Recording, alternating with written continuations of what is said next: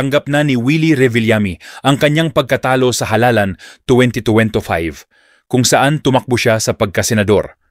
Sa isang maikling pahayag mula sa isang malapit kay Willie, sinabi ng TV host at negosyante na bukal sa kanyang loob ang resulta ng eleksyon at nagpapasalamat siya sa lahat ng sumuporta sa kanyang kandidatura.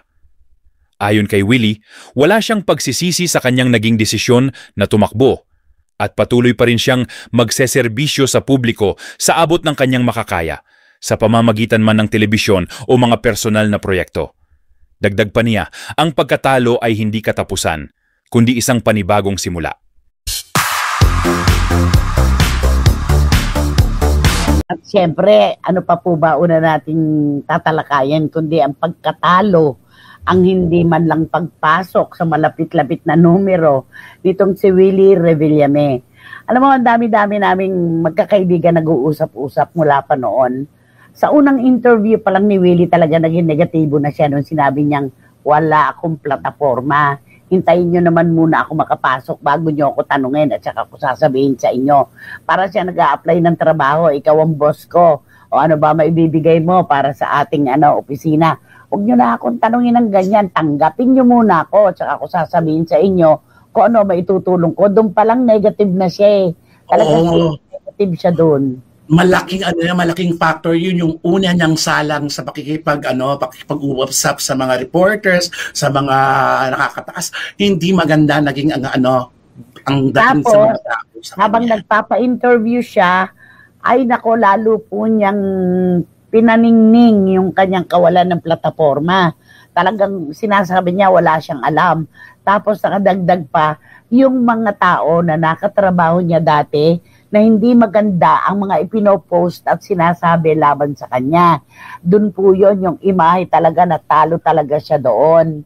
Diba?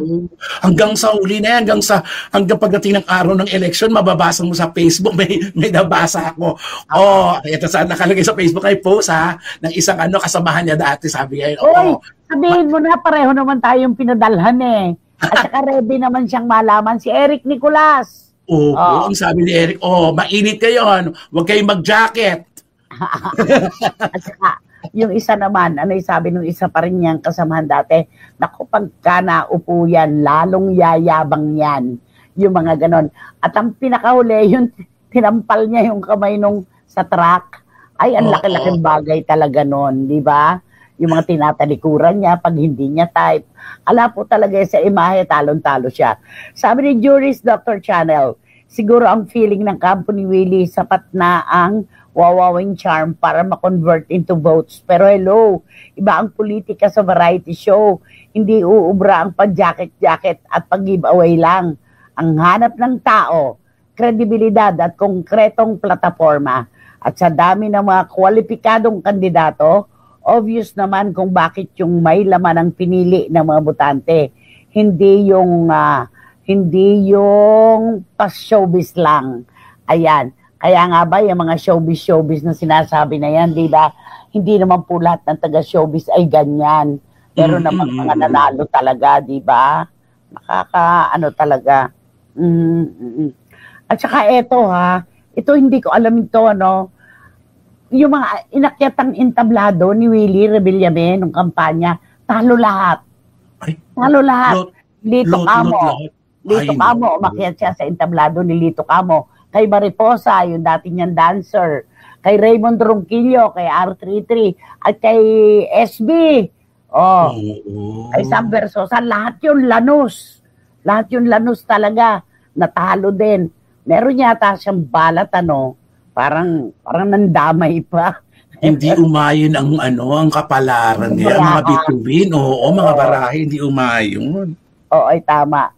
Saka, tataka lang ako, nagtulak sa kanya na mag-run for senator kasi nung una, kung hindi na siya, kaya nasulsulan o may under the table.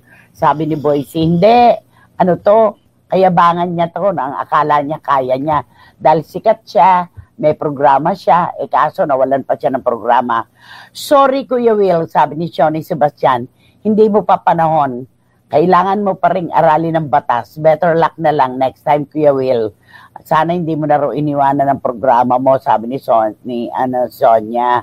Okay, nako, nakakaloka ito. Ang dami-daming nagte-text talaga. Ang dami nagte-text, hindi ko mababasa yung iba dahil, nako, paano na si Sir Willie? Willie Guac na, wala pang babalikan na show. Yan ang napala mo, masyado ka kasi ambisyoso.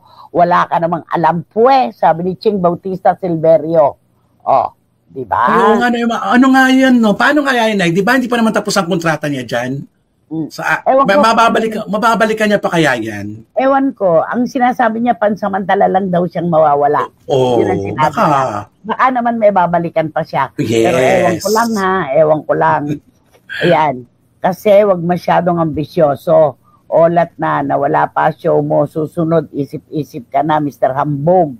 Sabi ni Boycie Karagay, ang dami nang gigigil sa kanya talaga. Nay, marami na pong matatalinong botante. Hindi lahat nakukuha sa charm, pasayaw-sayaw, patawa, pera at lalo na ang jacket. Magpahinga ka na muna, Kuya Will, sabi ni Miss Nags ng Belgium. At sabi ni Eddie Letada, no comment na lang muna ako sa hambog na talunan na yan. Sa word of the day na lang ako, lanos. Nalanos, totoo. Nalanos. Lahat ng kanyang inakyatan, lanos. Oo.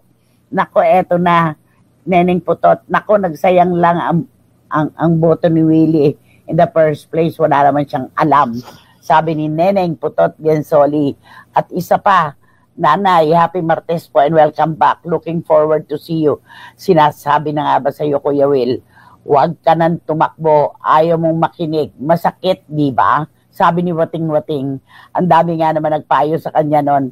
Pero ano ang ginawa niya? Wala. Yun. Aha. Nakakalungkot lang din. Siguro ngayon na mapag-aan na iisip niya na ngayon ganyan ang resulta na ay nako, hindi ba pwedeng ako yung sila ang magbago, dapat ako mismo ang magbago. Yun dapat ang may isip niya. Sabi nga ni James Ignacio, sayang naman ang mga jacket. Naging palalo kasi si Willie, kaya ang sinapit niya. Sabi ni Jamie Dacia. At sabi pa ni Marichu Fermentation Espiritu, hindi naman po nakapagtataka ang pagkatalo ni Kuya Will. Tanga na lang ang mauuto niya sa ugali niyang sablay. Ewan ko na talaga. Gamutin muna niya ang anger management niya bago siya humangad na manungkulan. Eh di ano ka ngayon? Eh di nga, sabi ni MFE. Ang dami. At sabi naman ni Dan Clavesillas, pwede naman siyang tumulong sa mahihirap nang wala siya sa Senado. Kaya wag na lang. Mulat po ang taong bayan sa kanila ni mamatay kayong lahat. Panay nega po kasi ang pinamalas nila sabi ni Dan Clavesillas. Okay.